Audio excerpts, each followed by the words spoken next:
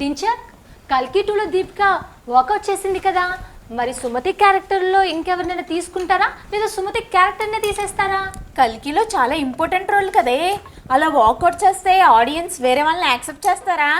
సుమతి క్యారెక్టర్ని దీపిక పాడుకొని కాకుండా ఇంకెవరు చేసినా ఆడియన్స్ యాక్సెప్ట్ చేయరు. నాకు తెలిసి మూవీకి చాలా మైనస్ అవుతుంది అనిపిస్తుంది. ఏంటి మైనస్ అవుతుందా? అక్కడుంది రెబల్ స్టార్ ప్రభాసే, బాక్స్ ఆఫీస్ కి బాస్ లా అంటాడు. రెబల్ స్టార్ డైలాగ్ చెప్పమ్మా చూద్దాం. వాడు పోతే వీడు, వీడిపోతే నేను, నేను పోతే నా అమ్మ మొగుడంటూ ఎవడైనా అధికారం కోసం ఎగబడితే అప్పలనాయుడు దాదాగిరికి వచ్చినా, దౌర్జన్యానికి వచ్చినా, గూండాయిజానికి వచ్చినా, గ్రూపులు కట్టడానికి వచ్చినా, రాజకీయంతో వచ్చినా, రౌడీయిజంతో వచ్చినా పూట కోసం లెక్క పోటుకు బలవుతాయి. తీరంలో కెరటాలు ఎరుపు రంగు పూసుకొని పోటెత్తుతాయి. ఎర్రగా తీసేపో. అదే ఎక్సైట్మెంట్ తో ప్రభాస్ ఫ్యాన్స్ అందరూ మూవీ కోసం తెగెదురు చూస్తారు.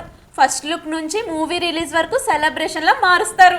ప్రభాస్ బాడీ మాస్ కి క్లాస్ కి పర్ఫెక్ట్ గా సెట్ అయ్యే కట్అవుటే. నిజమేనే, ఒక్క ఫైట్ తో మాస్ ని ఫైట్ చేస్తాడు, ఒక్క స్మైల్ తో క్లాస్ ని మెల్ట్ చేసేస్తాడు. అలా మెల్ట్ చేశాడు కాబట్టి సోషల్ మీడియా మొత్తం షేక్ అవుతుంది. డైరెక్టర్ నాగా అశ్విన్ పాలవాగులా వచ్చి కాలనాగులా కాటేశాడే బాక్స్ ఆఫీస్ ని. ఈ సినిమాకి బాక్స్ ఆఫీస్ దగ్గర కొత్త రికార్డులు క్రియేట్ చేసే స్టామినా చాలా ఉంది.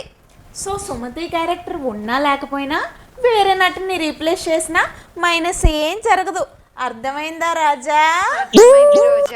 రాజా సాబ్ మూవీ ట్రైలర్ చూసారానే? ట్రైలర్ చాలా బాగుంది. చూసానే. నాకైతే ఆ ట్రైలర్ చూస్తుంటే ఒకటే ఫీలింగే, బంగాళాఖాతంలో భారీ అల్పపీడనం ఏర్పడి సోషల్ మీడియాలో స్వల్పపీడనం క్రియేట్ అవుతుందేమో అనిపిస్తుంది. ఆ విజువల్స్ ఏంటి అంత బాగున్నాయి? నిజమేనే, ఆ విజువల్స్ చూస్తుంటే సోషల్ మీడియా షాక్ అయ్యి బాక్స్ ఆఫీస్ షేక్ అయ్యేలా ఉన్నాయే.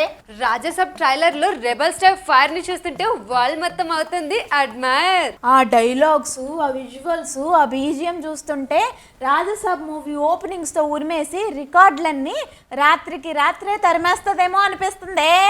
అవును.